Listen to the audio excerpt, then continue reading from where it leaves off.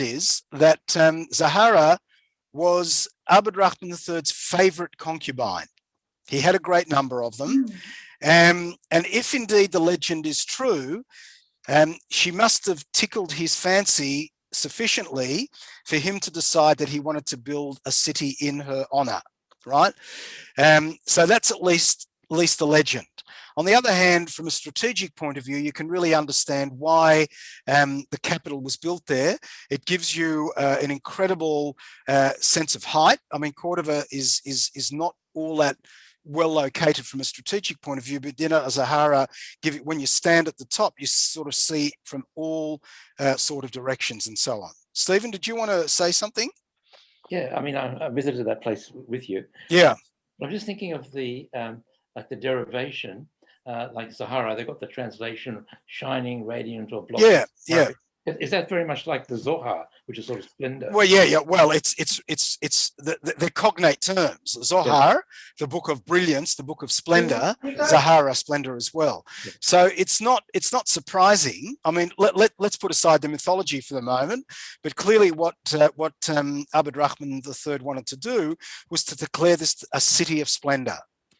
And it was really his way of putting it up the Abbasids, saying, you think you have got this great civil, this is going to be this magnificent city of splendor. So he establishes the caliphate there.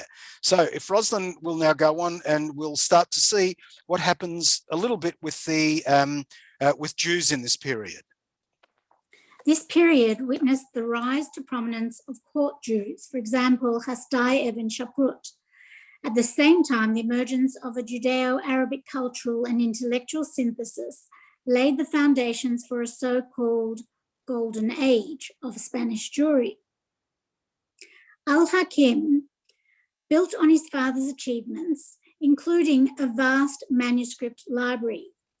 His interests extended to Jewish religious literature, for example, commissioned an Arabic interpretation of the Talmud.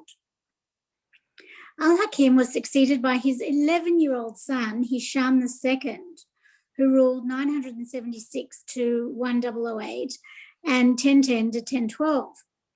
Hisham's rule was marked by internal strife and palace intrigues, which sowed the seeds for the disintegration of the caliphate.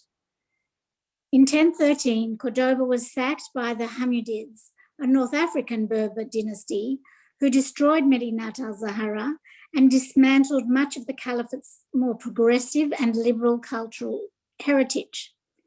This marked the effective end of the Cordoban Caliphate, which came to a final end in 1031. Okay, so as thanks for that, Rosalind, and we'll pick it up with someone else continuing to read in a moment.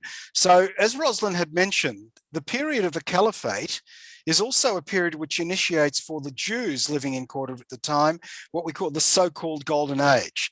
Now, I emphasize so-called because what we're going to explore, not this week but next week, is we're going to sort of ask the question: so how golden was it really?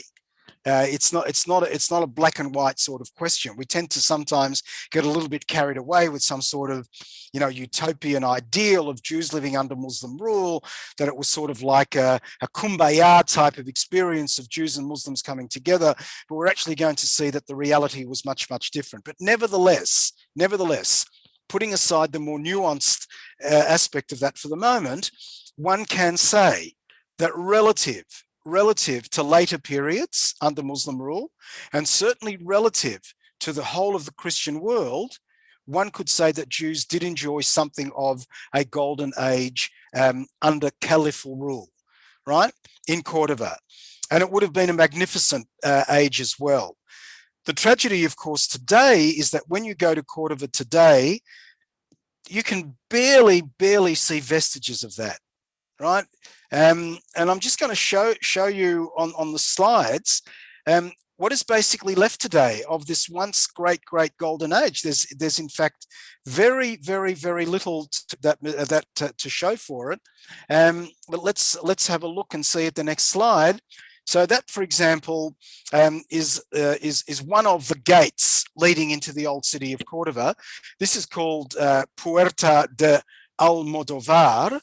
And And basically in, I'll just so you can see it a little bit better, I'll just, sorry a minute, I'll just hide that control.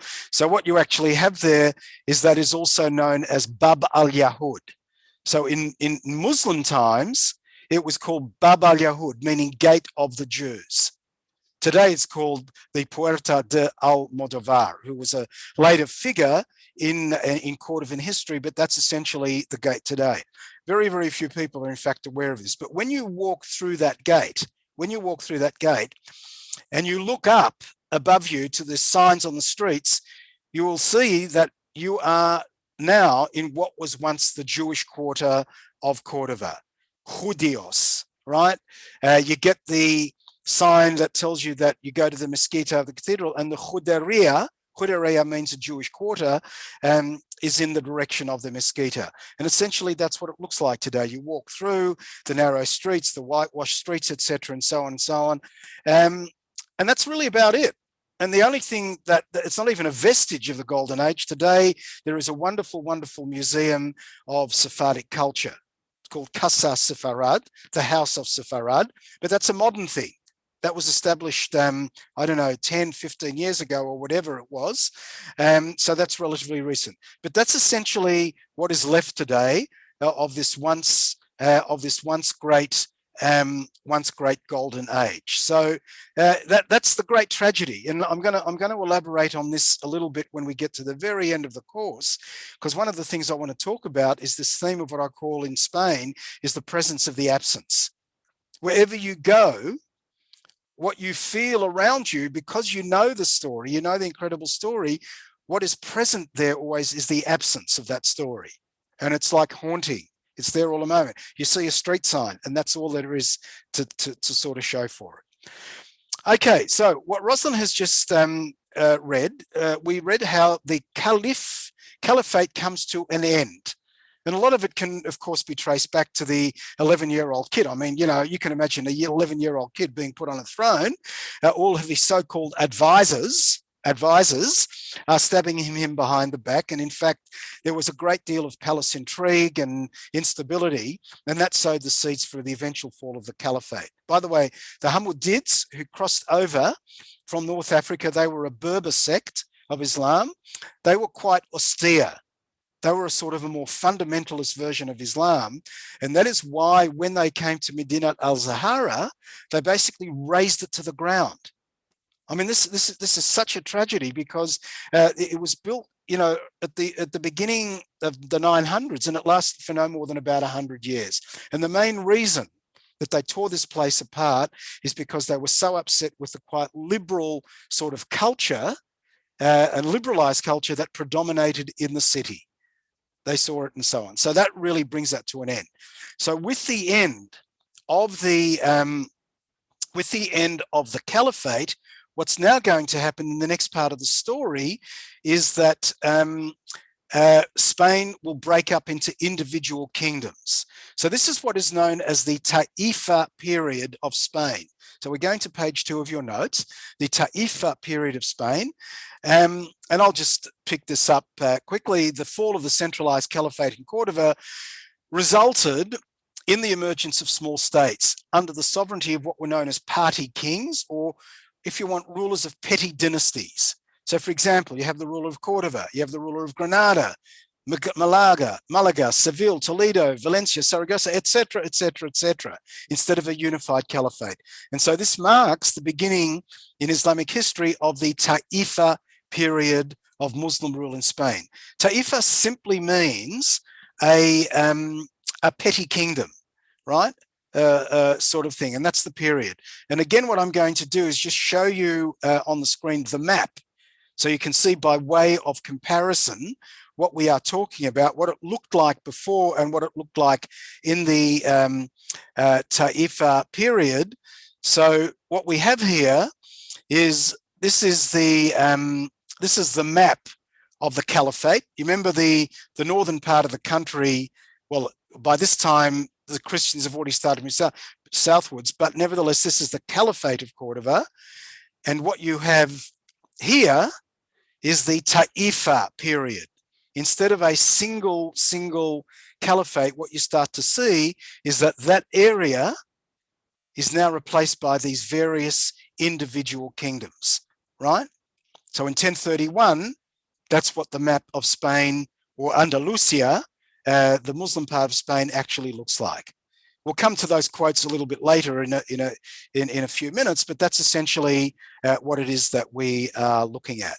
So just moving back to the notes. So this is the thing, even though the caliphate fell apart, it did not mean, it did not bring to an end its rich and thriving cultural milieu, because what actually happened, as I point out here in the notes, is that individual taifas or kingdoms sought to emulate the glory days of the Cordovan Caliphate. Everyone was in competition with the other. So they competed for prestige and primacy in prose, in poetry, in science and mathematics, philosophy, and they supported the growth of intellectual and cultural life.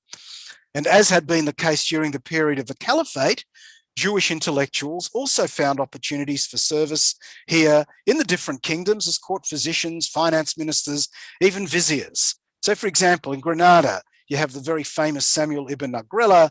In Seville, you had Abraham ben Meir ibn Muhair, right? And of course, in the Caliphate period, we had Hasta ibn Shaput. We mentioned him in passing. So why is this period so important? As Yom Tov Assis observes, he is a historian at the Hebrew University, and he says the cultural and the intellectual achievements of the Jews in this period are most outstanding. No branch of Jewish learning was neglected, and the literary product of the period is one of the richest in medieval Jewish society.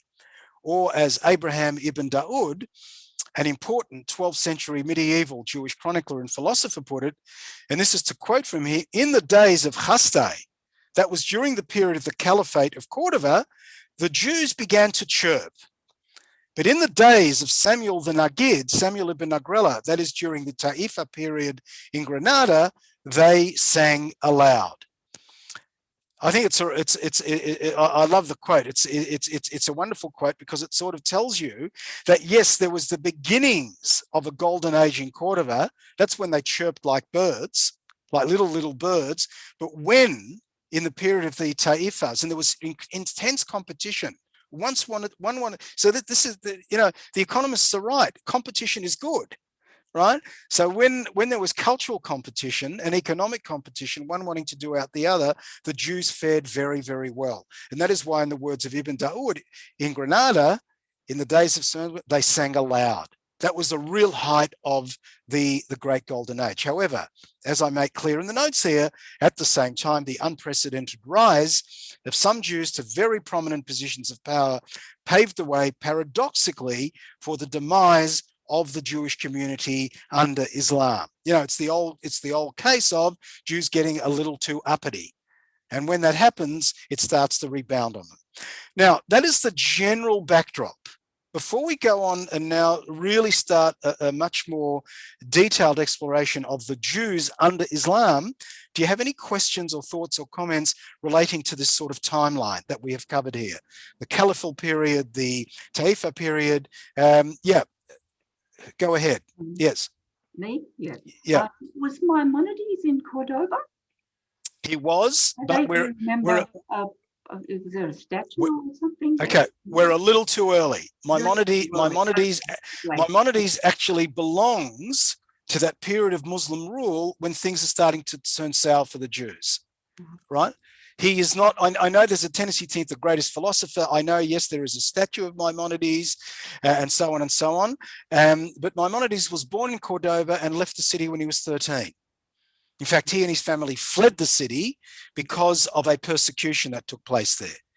So, however, because he, of course, became one of the great philosophers, not only in the Jewish world, but in the world of philosophy generally, of course, the Cordovans want to claim him as their native son.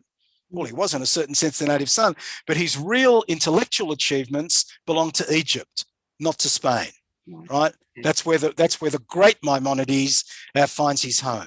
Okay, but we will come back to him at a later point. Any other questions or thoughts, comments about the timeline, if you want? the historical background and so on. How many, Paul? Yep. How many Jews were living there at that stage? I mean, what was and the Muslims? I mean, were they thousands, million? Well, in fact, let me read you. This is a good moment because we've talked about the Caliphal period and we've also talked about the Taifa period. Let me read you a short description of what Cordova would have been like during the Caliphate period, right? And you'll get a sense of the scale of the place, all right, and the numbers as well. So the writer here, this comes from a book by Joel Kramer. He wrote a biography of Maimonides, and in that biography he gives this beautiful, beautiful description of what Cordova was like in those days. And he calls it the Bride of Andalus, the Bride of Andalus. And he says, situated in a fertile plain at the foot of the Sierra Morena overlooking the Guadalquivir River, Cordova had been the administrative, political, military, religious and cultural capital of Andalusia during the period of the Umayyad Caliphate. The population of Greater Cordova, comprising the walled city and its outlying suburbs, was about 250,000 to 300,000, to answer your question, Debbie. And that was even greater at that time than the population of Paris. So it gives you a sense of the scale of the place. Arab chroniclers called Cordova the Bride of Andalus and the most beautiful jewel of Al-Andalus.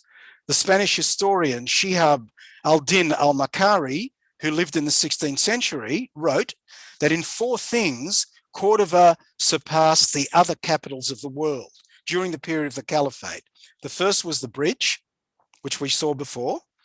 The second was the Great Mosque, which we've already seen. The third, he says, was the city of Al-Zahra, which we have seen as well. And the fourth one were the sciences that were cultivated in that city.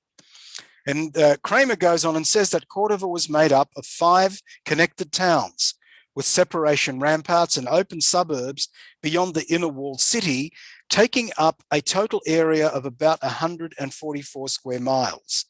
The ramparts, resting on Roman foundations, had 132 towers and 13 gates.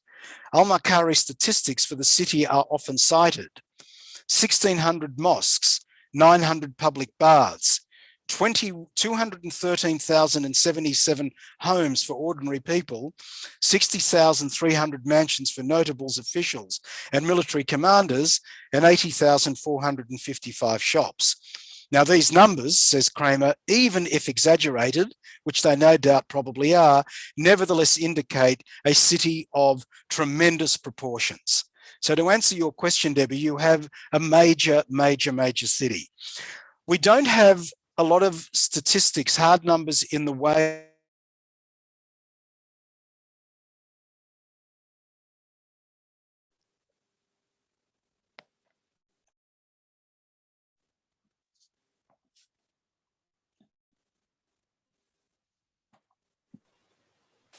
We can't hear you, Paul. You've muted yourself. Oh, Okay, can't okay, hear sorry. you. Sorry, so I'll just go back very quickly. Did you hear me reading that or not? Okay. What I read, We yeah, were here until you read, yes, we heard about Cordova and how it grew. how it grew, yeah. So it was a magnificent city, and it was a city greater than Paris in size and so on and so on. And if you didn't hear the statistics, the point that I made was that, you know, you had easily, you know, 300,000, some even say more. The point I want to make about the Jewish population is this: we don't have hard numbers, but by the time we get to the period of the Caliphate, by the time we get to the period of the Taifa period, the largest Jewish community in the whole of the Jewish world is living in Spain. So that gives you a sense of how many Jews there were. Forget the numbers, but the fact that the largest community was living in Spain, right? Eventually, centuries and centuries and centuries later, that would happen, of course, in Eastern Europe, right? in Poland, in that part of the world, that you would then have in the 18th century, you would have the largest Jewish community in that part of the world. But at this point, Spain is home, Muslim Spain is home to the largest Jewish community in the world. Someone else, David, did you want to ask something? The Christians, had they all gone north, or were they Right. also part of this population? No, we're essentially Andalusia is the whole of Spain, as you saw on that map. And we're going to deal with the period of the Reconquest, and we'll see that that map of Andalusia will get smaller and smaller. But for the moment that we're talking about, it's a very, very large area, right? Very little is in Christian hands. Okay. Any other questions? David, yes? You say Christian hands, but were they living there? And Who's that? the Christians. Oh, absolutely. You remember the map that I showed you? They were now sort of concentrated in that part, but they weren't living only there. There were Christians living under Muslim rule. There were Jews living under Muslim rule. And I know that you weren't in the class last week, but if you saw the video or if you read the notes, you will know that if you were a Christian or a Jew living under Muslim rule who had not converted to the dominant faith, you enjoyed a second-class status of a dhimmi. So both Jews and Christians living in Muslim Spain were regarded as dhimmis. Yeah. So that's the thing. And by the way, the evidence seems to suggest that larger numbers of Christians converted to Islam under Muslim rule than did Jews. And a lot of it has to do with the fact that the Christians were the ruling class before the Muslims came over. They didn't want to lose their wealth. They didn't want to lose their social standing. So the best way, of course, to retain that was to embrace the dominant faith, right? So that's why larger numbers of Christians converted. Jews had nothing to gain by conversion, right? In that sort of sense. Okay, any other questions, comments before we move on? Okay, so what we're going to do now is we're actually going to take a much more detailed look at Jewish life under Muslim rule. And as I said before, you know, whether we want to qualify the phrase or not, you know, we have come to refer to this period of history, Jews under Muslim rule, as the golden age of Spanish Jewry. And the question, of course, is what made it golden? So Howard Zvi Edelman, a historian of the Jewish Middle Ages, says that the period from 929, so let me remind you, 929 is when Cordova becomes a caliphate, right? Abd Rahman III takes over. The period from 929 became known in later Jewish historiography as the Golden Age of Spain. And if there was one singular aspect of this period, it was the close relationship, I emphasize relationship, between these three things. Firstly, Jews who were invested with significant power from the Muslim authorities. Secondly, at the same time, their close involvement with Rabbinic Judaism, but as closely as they were involved with Rabbinic Judaism, there was thirdly also their active engagement with what could be called a synthesis between Jewish and general culture. In other words, what Edelman is talking about here is a community that was very outward looking. As much as they were involved with rabbinic learning and rabbinic scholarship and they achieved great things, they did not look inward. They certainly looked very, very much outward, right? And one of the reasons why they could do that is because the relatively tolerant atmosphere of Umayyad Spain allowed Jews to enjoy that greater openness. You know, it works like this in the Middle Ages. To the extent that the wider society is open and says welcome, Jews will embrace that. To the extent that the wider society is inward looking and wants to sort of close its ranks, Jews will close ranks as well, right? There's a symbiotic relationship between Jews and the wider society always. And what the wider society will do is what the Jewish society will do, right? So that's the important thing to keep in mind. So this was a relatively tolerant and welcoming sort of period for the Jews. So what we are going to explore starting tonight is we're going to explore these three things, these three elements. And we're going to begin with Jews in receipt of, we're going to begin with this thing about traditional Jewish learning. And I don't want to say a lot about it. We're going to actually draw on a primary source for that. And then we're going to deal more substantially with Jewish power under Muslim rule. So let's have a look at that. Vered, would you like to unmute for us and read from that little introduction and then the text that follows? Okay, I'll try. Abraham Ibn Daud was a 12th century Spanish Jewish historian and philosopher who was born in Cordova about 1110. Amongst other works, he wrote Sefer HaKabbalah, the Book of Tradition, in which he traced the lineage of Jewish scholarship from Moses until his own day, thereby fashioning a pedigree for the leading Jewish scholars of Spain, tracing all the way back to antiquity. The book includes the following account, most likely apocryphal, thank you, of the circumstances which led to Rabbi Moses ben Hanoch establishing Cordova as a major center of Jewish learning and of halachic authority. Okay, so just before we go on, Moses ben Hanoch is a really, really seminal figure in the history of Jewish Cordova, because prior to him arriving in Cordova, he was not a native of the city, as we're going to see in a moment. Prior to his arriving in Cordova, you remember I said to you before, Jews had deferred to the authority of the Gaonim in Baghdad, right? When Moses ben Hanoch arrives in the city of Cordova, he establishes an important yeshiva.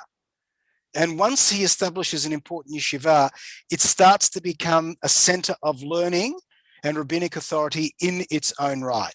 Now, Ibn Daud tells us this story, as I sort of make point clear and think, it's somewhat apocryphal. You've got to take the story a little bit with a grain of salt, but nevertheless, it's an origin story about how this Rabbi ben Hanoch, Moses ben Hanoch, actually came to become the chief rabbi of the city of Cordova.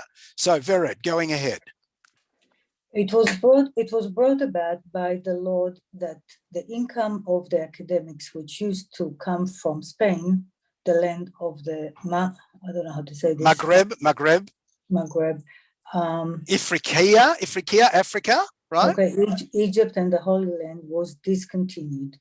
The following were the circumstances that brought this about. The commander of a fleet, whose name was Ibn Urmachis, yes, left Cordova, having been sent to the Muslim king of Spain, Abd al-Rahman al-Nasir. This commander of the mighty fleet set out to capture Muslim king of capture the ships of the Christians and the towns that were close to the coast. They encountered a ship carrying 4 great scholars who were traveling from the city of Ari to the city called Sephastin, yeah. Ibn Rahmes captured the ship and took the sages prisoner. One of them was Rabbi Uziel, the father of Rabbeinu Anael. Another was Rabbi Moses, who was taken prisoner with his wife and his son. Rabbi Hanoch, who at the time was but a young lad. The third was Rabbi Shemariah ben Rabbi Elchanan. As for the fourth, I do not know his name.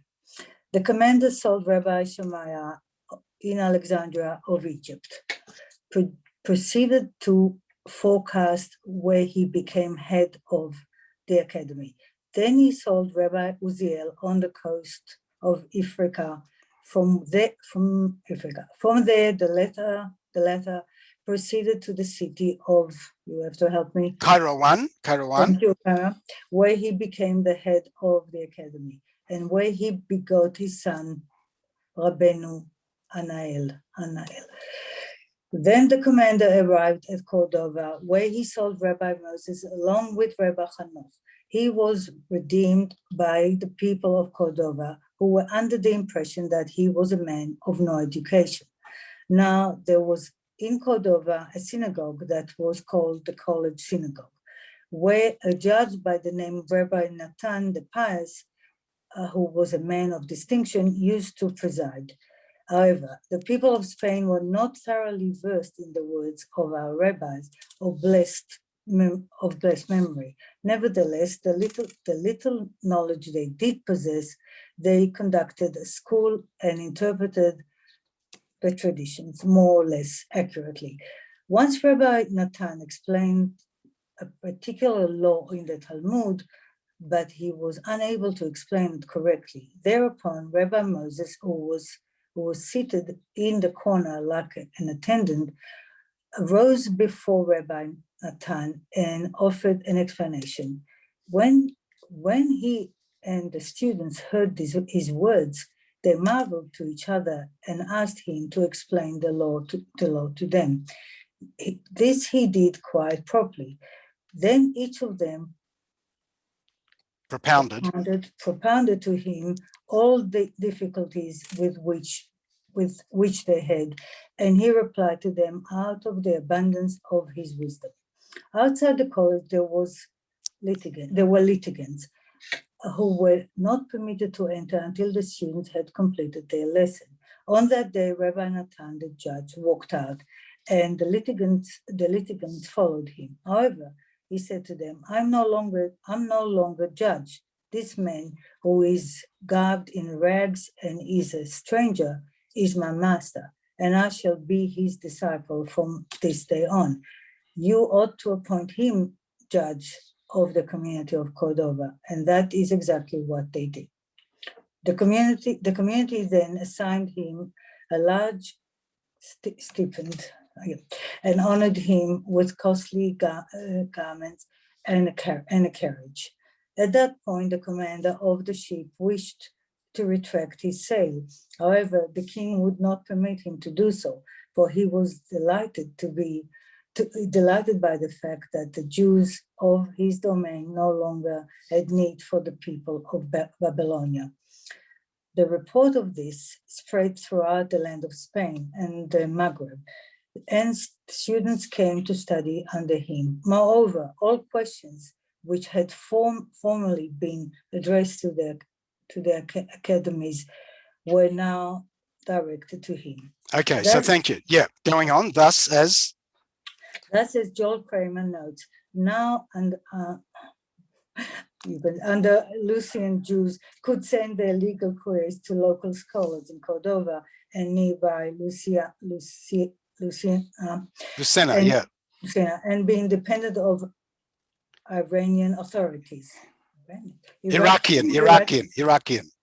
By the 12th century, and Andalusian culture in Arabic and Hebrew was robust. The Andalusian scholars were culturally secure and self-confident. They exhibited Andalusian pride and drive for independence and supremacy over past authorities in the East. Okay, so this is really, really important, because I mean, however much truth we attribute to the actual story, it really doesn't matter. It's a nice story, but the point is that we know for a fact that this Rabbi Moses ben Hanoch actually did establish a yeshiva. And Ibn Dawood, I think, gives us a sense of what that signified. And really it represents independence from the East, independence from Baghdad, independence from the Geonim at that particular time. A parallel development was taking place in the Muslim world. The Caliphate of Cordova was also in the process of establishing its independence from the Abbasid Caliphate in Baghdad as well. So this is very, very important. And the Caliph, Abd Rahman III in Cordova was more than happy, in fact, was willing, very, very willing to support the efforts of these Jews in Cordova, because the more that he supported them financially and in all other ways, the more they were able to assert their independence from the Geonim of Baghdad as well. So he had a vested interest in ensuring that Cordova would also become a major center of learning and scholarship and culture as well. That's why we can sort of talk about a sort of a symbiotic relationship between the two groups. And that goes a long way in explaining why, in fact, for this period of time, the Jews were able to enjoy, such prosperity in the city at the time. Okay, any questions on Cordova becoming a center of Jewish learning and why that was important?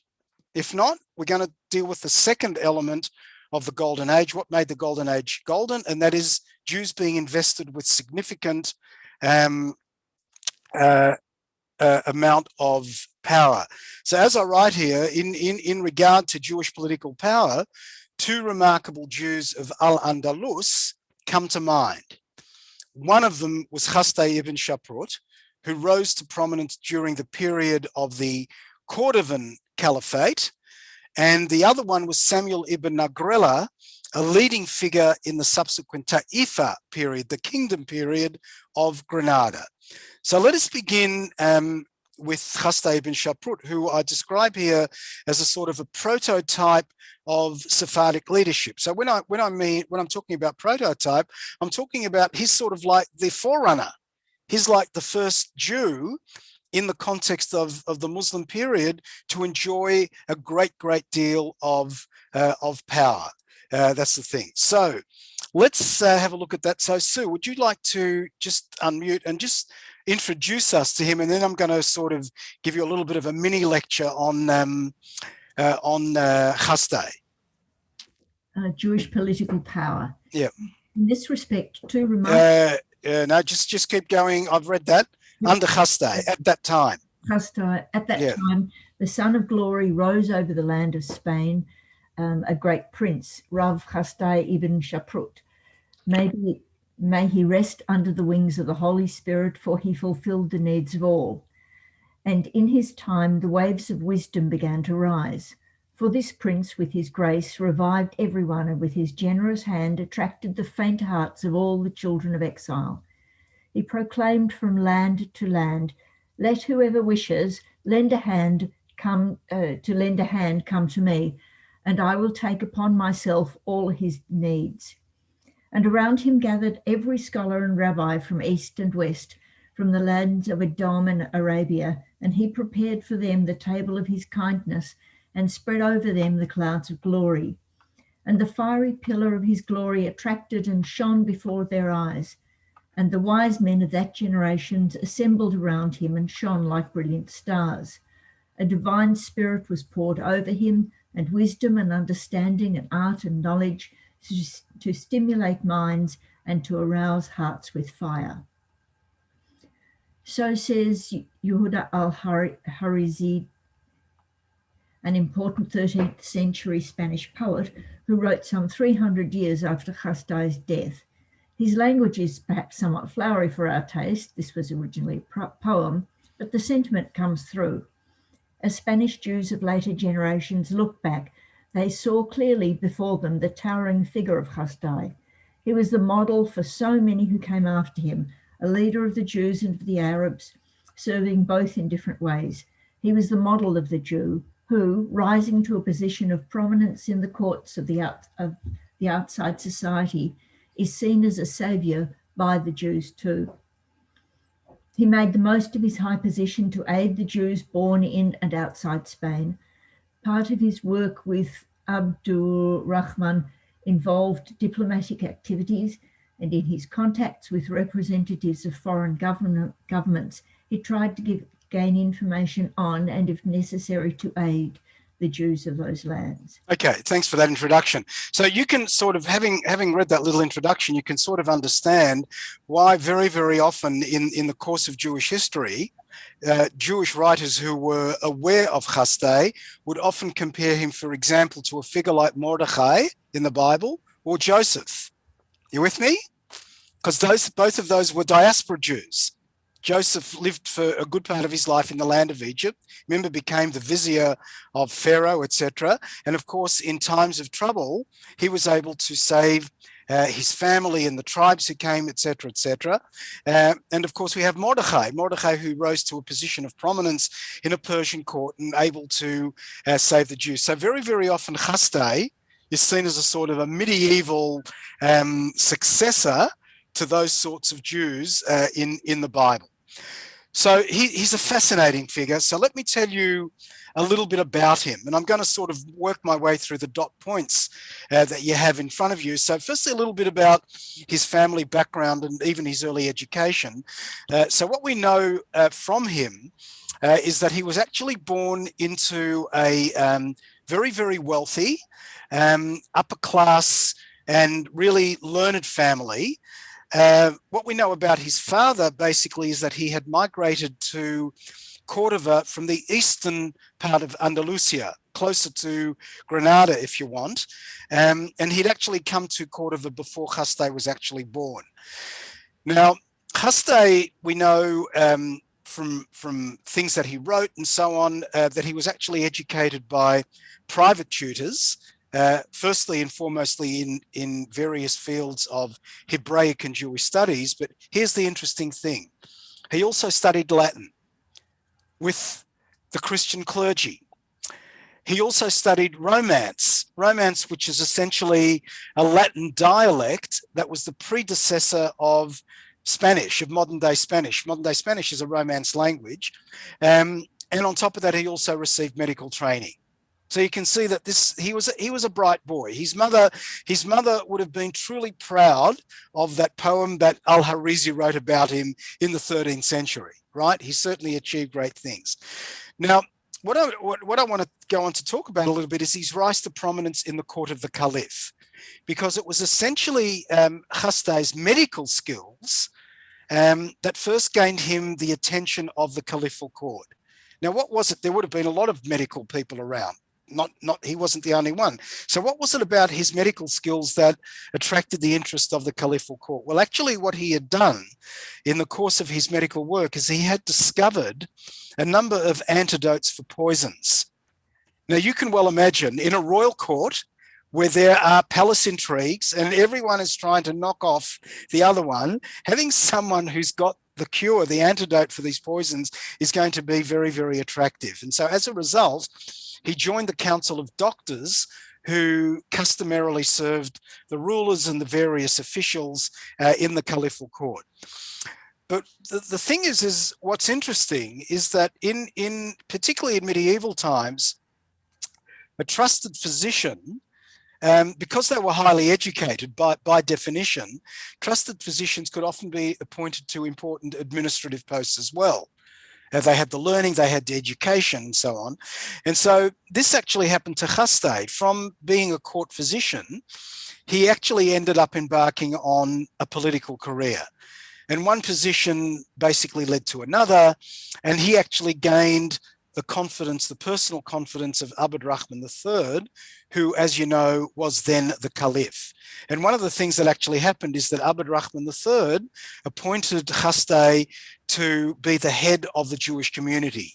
The title that he had within the Jewish community was the title of Nasi. Nasi, of course, in Israel today is the president of Israel, but it was essentially the head of the Jewish community. But not only that, Abd Rahman the third, because he saw that Hasdai was an incredibly talented individual, also began to entrust him with sensitive diplomatic negotiations on behalf of the caliphate. And what's really interesting is that when it came to appointing these sorts of advisors, the Muslims preferred Jews often to Muslims and Christians. Well, often they preferred Jews because Jews were in an inferior role. Jews had no political power. They did not have political power before the Muslims came in, whereas Christians, of course, were really the physical enemies of Islam. And certainly, in a certain sense, you could never trust another Muslim as far as you could throw him. So that's why Jews were often appointed to these positions by the ruling authorities. Now, as it happens, and this is where I go on to talk a little bit about the matter of translation. As it happens, it was Hasdai's gifts as a translator. Remember, he had studied Latin, he knew Arabic, he knew Hebrew, and so on and so on. It was his gifts as a translator and also a negotiator that led to Hasdai rising from, you might say, relative obscurity in the Caliphal court to a position of prominence, especially when sensitive negotiations took place between Spain and the Christian world, especially Byzantium. Byzantium, the capital was Constantinople, which was the center of the Eastern Roman Empire. And very, very often sensitive negotiations had to take place. And so Chastai was a very, very useful individual. And in fact, it's really interesting to note that one of his first major tasks actually involved a matter of translation. Now, what am I talking about here? When delegations from the Christian world, especially when they came from Constantinople, arrived at Medinat al-Zahara, this was the bureaucratic capital, they would be welcomed with a great deal of ceremony. For example, there would be a recital of poetry, for example, that was composed especially for the occasion. But also, invariably, there would be an exchange of valuable gifts. The person coming from Constantinople would hand valuable gifts to the Caliph, and there would be an exchange back to the emperor in Constantinople as well. For example, they would bring often exotic animals, exotic fabrics, important books. And so on one particular occasion, Constantine VII, who was at that time the Christian Byzantine Empire in Constantinople, sent Abd Rahman through one of his delegations a very highly prized and very rare first century Greek pharmacological manuscript, a manuscript of pharmacology. So it was well known, it was highly prized, and it was very rare. So this incredible gift was given to Abd Rahman. The problem, of course, is it was all Greek. Well, literally it was written in Greek, and it was all Greek to them in that sense. And so what actually happened is that Chastai was appointed by Abd Rahman III to be part of an ecumenical team of translators to make this work intelligible to the Arabic world. So the team included, for example, a monk that was sent from Constantinople. So Constantine VII actually sent a monk from Constantinople to Cordova, and he, of course, was able to translate from the Greek into the Latin. So what was Chastai's role? Chastai was able to render the Latin into Arabic, right? Now what's the big deal? Why is that so important? Well, it goes back to the point that I made before about the Umayyads wanting to be independent of Baghdad, because previously medical students had to travel to Baghdad for their scientific training. They had to learn from the instructors imported from the East.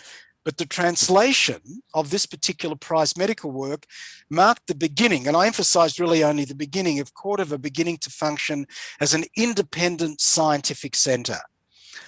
And so, and independence from Abbasid control and influence was an important political goal for Abd Rahman. So really, because of his contribution very early on in his career to the translation project, Chastai's reputation grew incredibly and really quite enormously. Which brings me to the next dot point about diplomatic assignments. Because of what he had achieved here, Chastai was actually entrusted with several very challenging diplomatic assignments that actually involved contact with the emerging Christian kingdoms in the northern part of Spain. By the time Chastai was active, the reconquest of Spain was starting to gather force, and Christians were beginning to re-establish control in various parts of Spain. So he played a very important diplomatic role in discussions with these Christian kings. We also know, for example, that he also went on a diplomatic assignment on behalf of the German Holy Roman Emperor Otto I. So his fame spread quite widely. However, and this is the next dot point, he was also a protector of Jewish interests. As much as he rose to prominence in the wider society, he also used his influence and his connections as a statesman to work for the welfare of his fellow Jews. And we know from records that when he actually went abroad on a diplomatic mission, he would often inquire, for example, about the welfare of Jewish communities. He wanted to know how they were faring, how they were doing.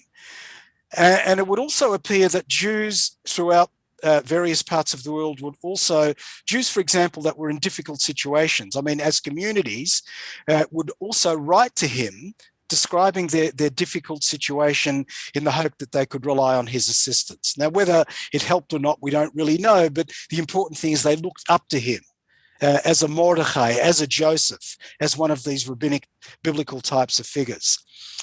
And importantly, he also played a role in transforming Cordova into a center of Jewish learning and scholarship. There's that word missing, into a center of Jewish learning and scholarship. Now, again, as I pointed out earlier, up until Chasdai's ascendancy, Andalusian Jews, I just repeat the point again, had turned to Baghdad's religious leaders for instruction, for halachic guidance. But what Chasdai actually did is he played probably the key role in transforming Cordova into an equal center of Jewish learning and scholarship as well. So, for example, one of the things that he did, he was a very wealthy individual, as you can well imagine. He actually patronized scholars from the Middle East, from North Africa, from the Middle East. He brought them over from Baghdad, from North Africa. And also he was the one who founded the important yeshiva of Moses ben Hanoch. It was essentially because of Chasdai that Moses ben Hanoch came to be the head of this particular yeshiva. And one of the other things that he did, by the way, he's also procured a major library for Cordova's Jewish community. The library actually came, by the way, interestingly, from one of the oldest yeshivot of Baghdad. So when the community of Baghdad started to go into decline, that yeshiva closed down, and he bought the whole of the library for the Jewish community of Cordova. And of course, what the result of this is that and the Jews of Andalusia became far less dependent on Baghdad for religious guidance and advice. And really, once news began to spread of the exciting things that were happening in Cordova, I mean, Jewishly, gifted Jewish scholars from North Africa, from Egypt, from Baghdad, started to make their way in great, great numbers to the Andalusian capital. And that's why Spain starts to become a major, major center demographically of Jewish life. In addition to that, this is the next stop point that you have there. He was also not only a patron of Jewish learning and scholarship, but also a patron of local cultural talent. Because really, like other men of his class, he was really an upper class aristocratic Jew. He enjoyed to surround himself with cultural and intellectual talent. And he became really a patron of the arts, a patron of culture, not only a patron of learning, because he also wanted to make Andalusia a center not only of Jewish learning and scholarship, but also Jewish culture as well. And one of the things that he did, for example, is that he actually invited a very, very famous North African poet and grammarian. His name was Dunash ibn Labrat. Dunash ibn Labrat, an important poet and grammarian from North Africa. He invited him to come to Cordova. Why is Dunash so important? Because he actually became the founder of a particularly Andalusian style of Hebrew poetry, right? He became a founder of that particular poetry. And it was one of the defining features of Spain's Jewish Golden Age. Now, the one thing that probably Chasdai stands out big time for, well, in a more exotic fashion, shall we say, was his correspondence with the king of the Khazars. Now, what we have to do here is I have to give you a little bit of background. I don't know how many of you have heard of the kingdom of the Khazars. Hands up. Yeah, Khazars. Okay, so a number of you. So if you've heard of them, you may also know that they were a kingdom. You can date their origins back to about the 6th century. There's a bit of debate about when they began, but it's about 6th century. And geographically, they were located in the area of the Black Sea, you know, Crimea, that sort of part of the world. Now, here's the interesting thing. For some reason, in around about the 8th century, the king of the Khazars and a number of his noblemen, not the whole kingdom, but the king of the Khazars, a number of his noblemen, converted to Judaism. They were a pagan kingdom, by the way. The Khazar kingdom was a pagan kingdom. They were surrounded, by the way, on the one side by Christian rulers and on the other side by Muslim rulers. So they were sort of like sandwiched in between these two great empires, a Christian and Muslim empire, but they were a pagan group. And for some reason, they actually converted to Judaism. And what we actually have, quite remarkably, is a correspondence that Hasdai ibn Shaprut entered into with the king of the Khazars. Now, how did he come to know about this guy? Well, because Hasdai was a diplomat, he had international connections. People came from all over the world and visited Cordoba. And whenever they visited Cordoba, he would often say to them, "So, was ist Neues? What's news, right? What's news in the Jewish world?" And apparently on one occasion, a group of travelers said, "I don't know if you're aware of this, but there is, in fact, a place called Khazaria, and it's an independent, self-governing Jewish kingdom. The king is actually Jewish, and his courtiers are Jewish as well." He was amazed about this. And so what he decided is that he was going to make it his mission to make contact with this, with the king of the Khazars. And we actually have, surviving still today, the letter that he actually wrote and the answer that he got from the king of the Khazars as well.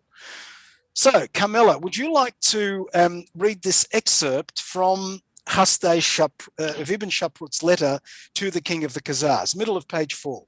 Sure. Can I just ask something first? So I thought that was myth, or that the Khazars converted to Judaism. They actually did. They actually did. Yeah. Now, let's put it like this. In terms of the historical scholarship today, the modern historical scholarship, the vast majority of historians do not regard that as mythical. Right? All right. Do not regard it as mythical. And there are a couple of important historians who question the authenticity of the whole story, but the weight of historical opinion tends to be very, very much in their favor. Look, here's the bottom line. We have Hasdai writing a letter. It exists. Yes. It was preserved. Yes. We have a response from the king of the Khazars. It exists as well. And we're going to see that the king of the Khazars acknowledges in that letter that he actually did embrace Judaism. So that's the thing. Okay, Carmela, going on. Kings of the earth, bring gifts to Abd al-Rahman, conciliating his favor by costly presents. All their gifts pass through my hands, and I am charged with making gifts in return.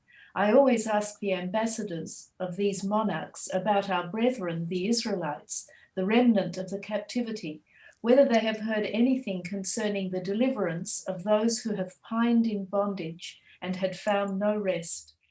At length, mercantile emissaries of Khorasan told me that there is a kingdom of Jews who are called Khazars. But I did not believe these words, for I thought that they told me such things to procure my goodwill and favor.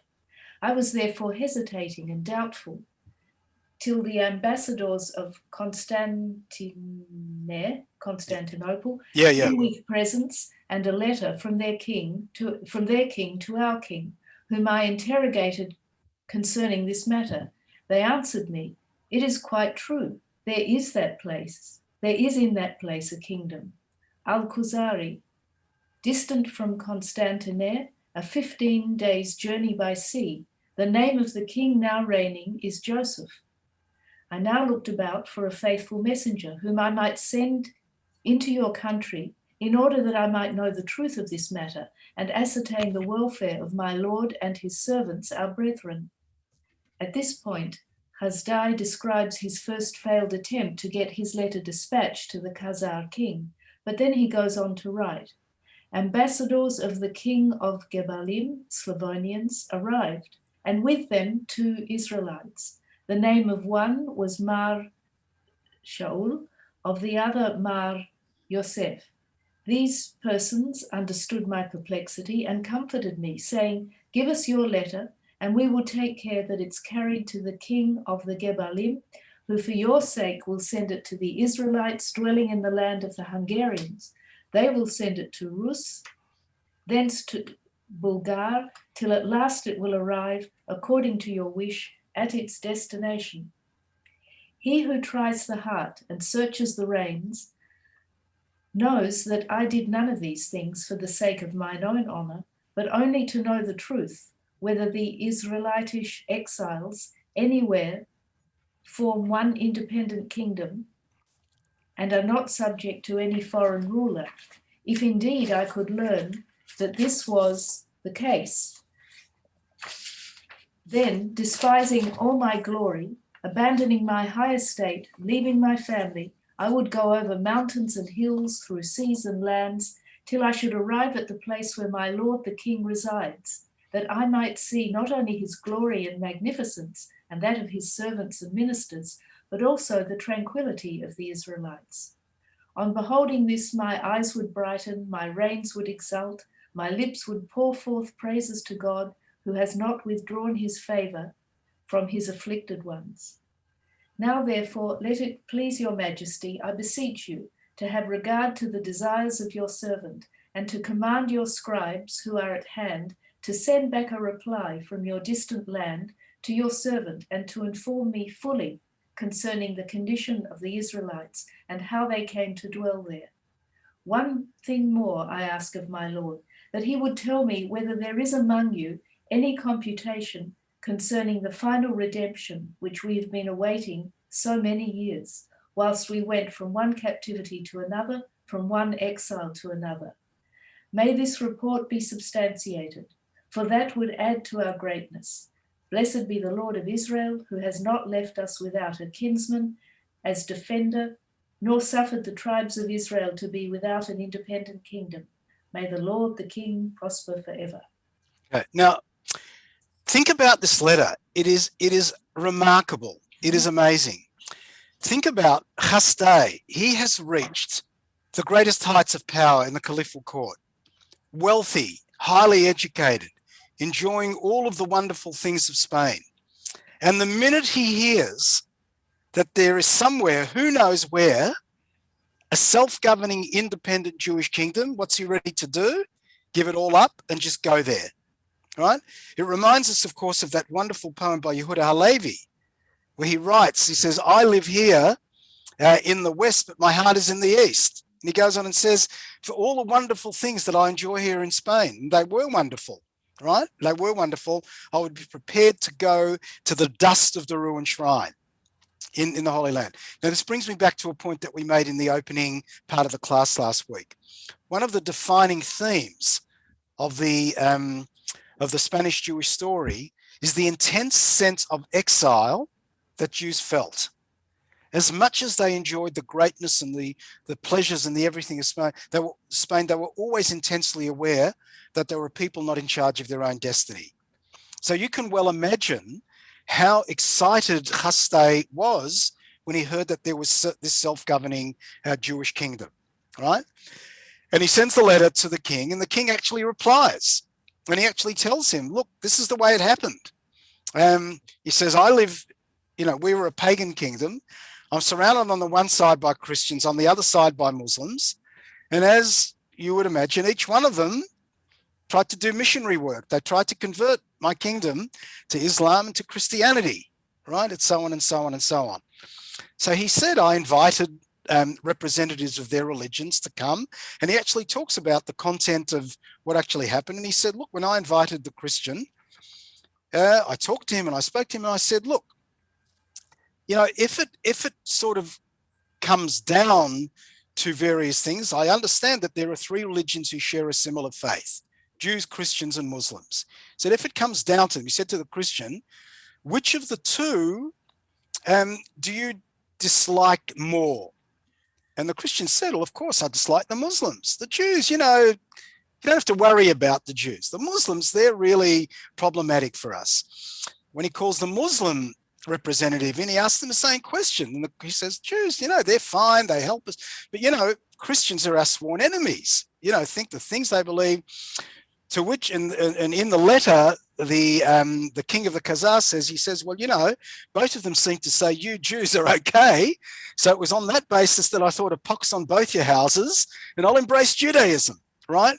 And so that's the king of the Khazars says, that's how it is that I came. And that's actually in his letter, right?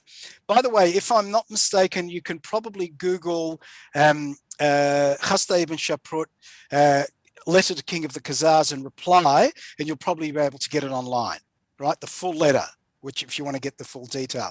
What I love about the letter as well is the itinerary that the letter was going to go through. That's just fantastic. Like, it's almost like you're getting an itinerary of the postal service, if you want, in those particular days. All right, any questions about Khastei before we move on to the second great figure of this period? We're talking about, remember, Jews, what made the Golden Age golden, learning and scholarship, political power. But any more questions, any questions about Khastei, or reactions, comments, thoughts? Yeah. Another statue question. Yes. In Granada, I'm just trying to remember, we saw a statue of someone important and I've forgotten the name. I presume that would be him. No. In fact, it's good. I was actually going to, well, I'll talk about it briefly now, but I'm actually going to bring it up in the very, very end of the course when I talk about the presence of the absence. The statue that I'm amazed that you found it. Yeah. Because it's tucked away, if you recall, in a little sort of edge of a street, behind the great statue of Christopher Columbus and Isabella. Yeah, right. So that statue is not a statue of Khastei ibn Shaprut, it's a statue of Judah ibn Tibbon. And Judah ibn Tibbon is often known as the father of translators. He was the Tibbon family were one of the great translation families of that period. And the Tibbon, not Judah, but his son Samuel, was the one who actually translated Maimonides' great work, The Guide of the Perplexed, which, by the way, Maimonides wrote in Arabic. He didn't write it in Hebrew. He translated The Guide of the Perplexed into Hebrew. And that's how it came to us, because that is that Judah ibn Tibbon. But we'll talk about him more towards the end in a different sort of context. Okay. All right. Anyone else? Okay. So we're going to talk about the second great figure in terms of political power of the Muslim period. And this is Samuel ibn Nagrela. And I refer to him here as a case study of Jewish power and powerlessness in Muslim Spain. We're going to see the paradox. This is a Jew who rises to great heights, even more than Khastei. If you can sort of think, what can you do more than Khastei? He's going to rise to even greater heights. But as they say, the greater you rise, the further you fall. And that's going to be the big story here. Okay, so let's have a look at a little bit about Khastei. So David, would you like to unmute and read about Samuel ibn Nagrela, Granada? Granada in 1020 was one of a large number of Andalusian city-states that had recently seized their independence and were vying for territory and dominance following the collapse of the Umayyad Caliphate in Cordoba in the early 11th century. From its beginnings, Granada had a high percentage of Jews, encouraged them to settle there because of their commercial skills and lack of allegiance to any of the other factions carving Andalusia up. In about the year of 1020, after crossing the passes of the Sierra Nevada from Malaga, a young Jewish spice merchant named Samuel ibn Nagrela, better known as Shmuel HaNagid, 993 to 1056, made his way across the great plain of Granada. Samuel and his son Joseph, 1035 to 1066, were to become as Grand Viziers of the Kingdom of Granada, the most politically powerful Jews of their age, indeed of almost any age in exilic Jewish history. In this extract from the Sefer HaKabbalah book of tradition written in 1161, Abraham ibn Daud recounts events that took place in Granada a century earlier. He details the career of Samuel ibn Nagrera and his rise to power at the Muslim Zirid court of Granada. He begins with a delightful account of how Samuel came to the attention of the royal court. With the seizure of power in Cordoba by the Berber chiefs, the city of Cordoba dwindled and its inhabitants were compelled to flee. Some went off to Saragossa while others went to Toledo. This Rabbi Samuel, however, fled to Malaga, where he occupied a shop as a spice merchant. Since his shop adjoined the courtyard of Ibn al-Arif, who was the Khatib, vizier of King Habus, the Berber king of Granada, the Khatib's maidservant, would ask him to write letters for her to her master, the vizier Abu al-Qasim ibn al-Arif. When the latter received the letters, he was astounded at the learning they reflected.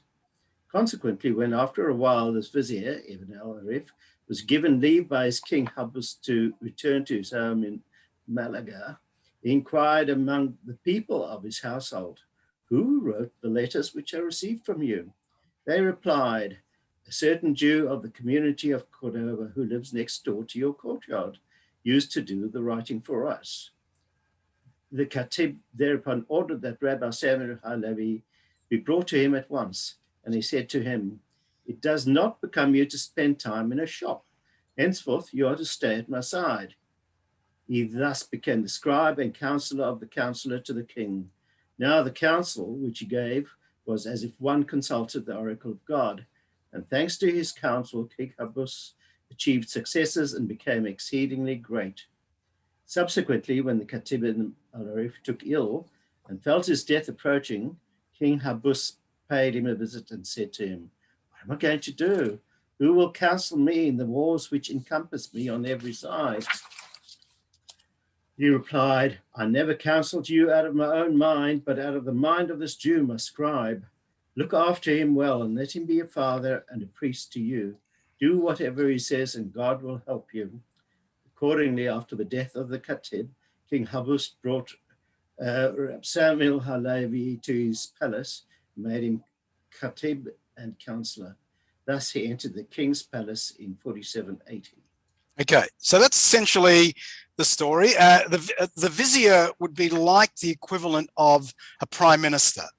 So we're not talking simply an advisor, someone who engaged in diplomatic work, but he was really, after the king, the second in control of Granada. Let me just share with you a few additional biographical details. What we know about him is that he was actually born in Cordova.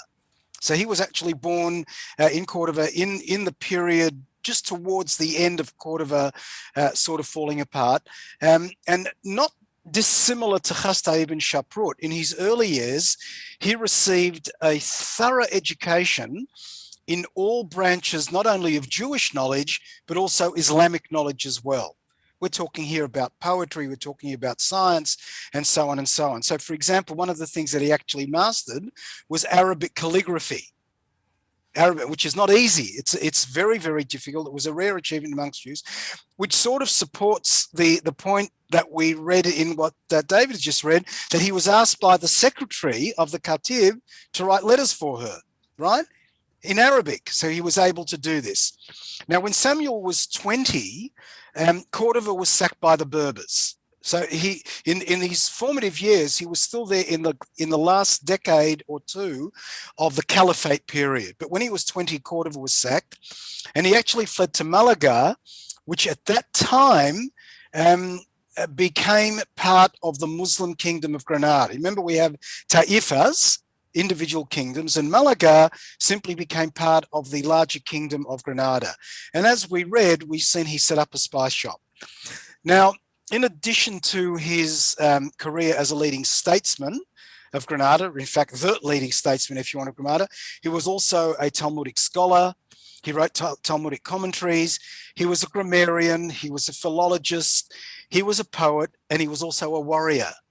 He actually, we know that he actually led, he steered Granada through quite a number of years of continuous warfare, and actively participated in a number of major military campaigns. Now, why is this interesting? It's interesting because if you go back to the Pact of Omar from last week, you remember the various things that Jews could not do because they were dhimmis? What could they not do? They could not ride a horse. They could not bear arms. Well, the last time I heard, if you lead someone in battle, you need a horse and you need arms, right? So we have this guy who is meant to be technically a dhimmi, enjoying a second-class status, leading the armies of the King of Granada into battle as well. In addition to that, he was also a Nagid. You remember we talked about Khasta ibn Shaprut being the Nasi? The term that was applied to him as the head of the Jews of Granada was Nagid, which means like a chieftain. And as such, he actually had the power to appoint all of the religious leaders, Jewish religious leaders in Granada, and he also headed the Talmudic Academy as well. And he wrote a scholarly work on the Talmud and so on and so on. So I think Sue, you have to mute. If you can just mute for us. Yeah, that's all right. Yep. Okay, you're not muted yet, but anyway. Okay, so and so it's another part of this theme of trying to achieve independence from the Babylonian Geonim, because when he started to write commentaries on the Talmud, promoted Jewish learning and scholarship, he actually purchased copies of the Talmud to bring into Granada. Now let's remember, this is not like walking into Gold's bookstore and saying, I'd like 10 copies of the Talmud on your bookshelf. We're talking about manuscripts that had to actually be copied by hand at that particular time. There's no printing. So he actually purchased quite a number of copies of the Talmud. Now, once you buy copies of the Talmud, you are well and truly independent of the Geonim in Babylon, because you can study all this stuff on your own. In addition to this, he was also a talented poet, a philologist, and as a very wealthy patron, he actually gathered around himself a group of Jewish poets. So some of the great poets of the Jewish Golden Age were in Granada. And they were in Granada under the patronage and influence of Samuel ibn Agrella, who himself was a great poet as well. Now, next week, we are going to explore some of that poetry. So when we talk about the great poetry, which I have to say, I'm using this word advisedly, was unique in the annals of the Middle Ages, the Hebrew poetry of the Jewish Middle Ages, that was very much due to the efforts of Shmuel Hanagid, Samuel ibn Agrella. Now, let's have a look and see what a Muslim has to say about Samuel ibn Agrella's success at court, because you can well imagine that a Jew enjoying such great success and such great power is not going to go down particularly all that well with Muslim courtiers and well-to-do Muslims in society. So we have a sort of a contemporaneous account. This is a memoir that comes from the Zirid dynasty, and it was written by Abd Allah, the grandson of Badis ibn Habus, who at that time was the ruler of Granada. So this is at the time when this memoir was being written, and he actually describes the reasons for Samuel Hanagid's success. So Lana, would you like to unmute and let's see what this Muslim has to say, explains Nagrella's success. In a long memoir. Yeah, I've read that. Just jump down a couple of lines. The Jew possessed. The Jew possessed the kind of astuteness and diplomacy that were consonant with the times in which they, Badis and his supporters, lived, and with people intriguing against them. Badis therefore employed Abu Ibrahim, Abd Allah's name for Hanagid, because of his utter lack of confidence in anyone else and the hostility of his kinsmen.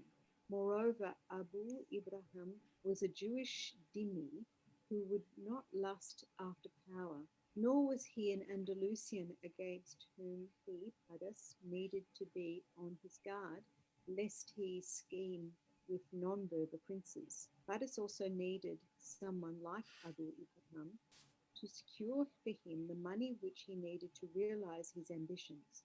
As most of the subjects in Granada, as well as the tax collectors, were Jews, Abu Ibrahim would collect money from them and give it to Badis. Okay, so if you think about it, actually, it's a quite friendly type of, attempt to explain his power. I mean, he's sort of saying, look, this guy was sort of neutral. He could be trusted. After all, he was a dhimmi, and as a dhimmi, he wasn't going to prove to be a threat to the ruler of Granada. So it's actually quite a complimentary account. However, we also have an account which is really, really nasty. And when we talk about anti-Semitic hate speech, this sort of has to be included in the annals of sort of medieval anti-Semitic rhetoric. So what we have here is another Muslim official's reaction, not to Samuel ibn Agrela. I'm going to read the introduction here and then read the poem that he wrote. Samuel ibn Agrela passed away in 1056, and his son Joseph succeeded him to the post that he had occupied. Abu Itzhak of Elvira was born of an Arab family, trained as a jurist, and worked as a scribe and teacher in Granada. He also served as a secretary to the chief judge of Granada during the reign of Badis ibn Habas, who became ruler of Granada in 1038 and built into the strongest state in southeastern Spain, the main rival of Seville in the southwest. Now, at some point in his career, Abu Itzhak, the writer of this document, this jurist, appears to have fallen from grace, either through a conspiracy of other Muslim jurists, as his own writing implies, or possibly even through the slander of Jewish enemies, as has been claimed by others. But whatever the cause, Abu Itzhak was embittered by this event and later blamed the Jews for his fall. And before his death in 1067, he composed a poem attacking the Jews of Granada, but also targeting Joseph ibn Agrela, the son of Samuel in particular. And this is an extract from the poem. And he addresses Badis, who is the king. Badis ibn Habas has chosen an infidel as his secretary, when he could, had he wished, have chosen a believer. Through him, the Jews have become great and proud and arrogant, they who were amongst the most abject, and have gained their desires and attained the utmost, and this happened suddenly before they even realized it. And how many a worthy Muslim humbly obeys the vilest ape amongst these miscreants? And this did not happen through their own efforts, but through one of our own people who arose as their accomplice. He's referring, of course, to the king who appointed them. Oh, why did he not deal with them following the example set by worthy and pious leaders? Put them back where they belong and reduce them to the lowest of the low, roaming amongst us with their little bags, with contempt, degradation, and scorn as their lot, scrabbling in the dunghills for coloured rags to shroud their dead for burial. Badis, you are a clever man and your judgment is sure and accurate. So how can their misdeeds be hidden from you when they are trumpeted all over the land? How can you love this bastard brood when they have made you hateful to all the world? How can you complete your ascent to greatness when they destroy as you build? Have you been lulled to trust a villain, made him your companion, though he is evil company? God has vouchsafed in his revelations, that is in the Quran, a warning against the society of the wicked. Do not choose a servant from amongst them, but leave them to the curse of the accursed. For the earth cries out against their wickedness and is about to heave and swallow all. Turn your eyes to other countries and you will find the Jews are outcast dogs. Why should you alone be different and bring them near when in all the land that they are kept afar? I came to live in Granada and I saw them frolicking there. They divided up the city and the provinces with one of their accursed men everywhere. They collect all the revenues, they munch and they crunch. They dress in the finest clothes while you wear the meanest. They are the trustees of your secrets, yet how can traitors be trusted? Their chief ape has marbled his house. This is a reference to Joseph ibn Agrela, that is the son of Samuel, and led the finest spring water to it. Our affairs are now in his hands, and we stand at his door. He laughs at us and at our religion, and we return to our God. If I said that his wealth is as great as yours, I would speak the truth. Hasten to slaughter him as an offering, sacrifice him, for he is a fat ram, and do not spare his people, for they have amassed every precious thing. Break loose their grip and take their money, for you have a bitter right to what they collect. Do not consider it a breach of faith to kill him. The breach of faith would be to let them carry on. They have violated our covenant with them, that is, as dhimmis. So how can you be held guilty against violators? How can they have any pact, referring to the pact of the dhimmis, when we are obscure and they are prominent? Now we are humble beside them, as if we had done wrong and they had done right. If you think about it, what you've got is, in medieval sort of form, all of the tropes that you hear today in sort of modern day anti-Semitic type of hate speech. Jews have got too much influence, they've got too much money, power conspiracies, and so on and so on and so on. So this is the dark side, if you want, of Jews under Islamic rule. And if the truth be told, at this particular point, we are coming to what many, many scholars regard as the golden age of Spanish Jewry, right? So whereas Jews have enjoyed a golden age, at this particular point, that golden age seems to have come to an end. Because what happens?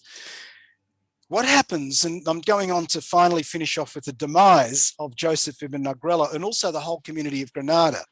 Because what actually happened is Samuel's influence became so great that he actually was able to arrange for his son Joseph to succeed him as vizier before he turned 21. So it was like a hereditary position. The problem was, however, is that Joseph lacked his father's wisdom and he forgot his status as a dhimmi. In other words, he rose above his station and he used his office actually to benefit Jewish friends and very publicly flaunted his success. Bad stuff when you're a dhimmi. You've got to know your place. And what ended up happening is that this aroused the envy and the hatred of the local Muslims, which actually culminated in a mob uprising. And Joseph was assassinated in 1066.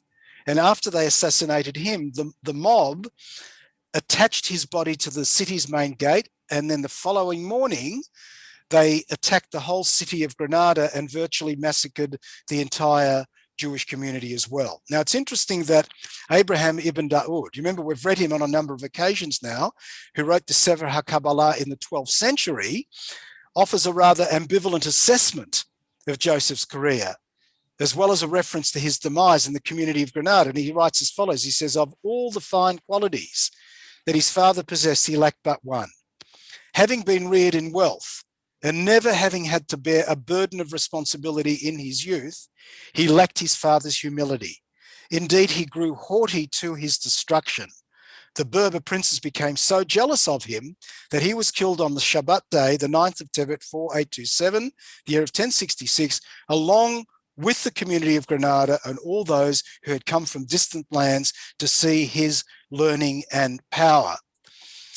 So what you have here is this remarkable story of the rise and fall of this very powerful Nagrela family in Granada.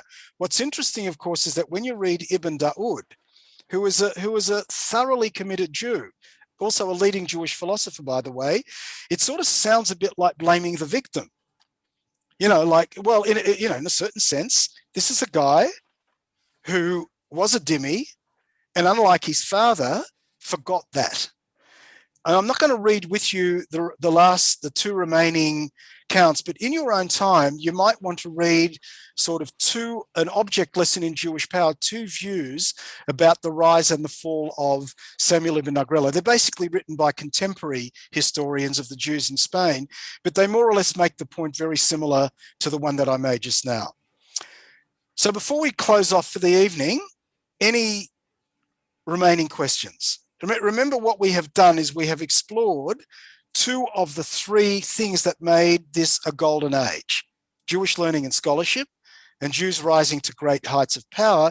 Next week, we will look at this notion of the synthesis between the two cultures, between Arabic and Jewish. But David, yes, you have a question. Yes, I have unmuted. In the point, on page 6, when they're talking about a second, it's about second or third paragraph. As most of the subjects in Granada, as well as the tax collectors, were Jews. Was that factual? Were most of the subjects in Granada Jews? No, we're talking about subjects as opposed to citizens. Okay. Like, yeah, I have to remind. I know you think of yourself as a subject of the Australian government, but I just want to let you know you're actually a citizen. You're not a subject. Okay. So he's talking about the Dhimmi population. The Dhimmi population was mainly Jewish. Okay. All right. Okay. Thank you. All right. No, that's all right. That's all right. Any other questions, comments, thoughts, reactions to these quite remarkable individuals? Yeah, we've got Ergard. Yeah. Well, 1066, of course, is a date that resonates with us. Was there any contact with what was going on, Harold, et cetera, in England, and the things that are going on in Spain? Yeah. Far away? Yeah, look, I imagine the answer would be yes, because you've got to remember that we're talking about, Spain is really that buffer between the Christian world and the Muslim world of the Middle East. Spain is Europe. You've got to remember, Spain is Europe.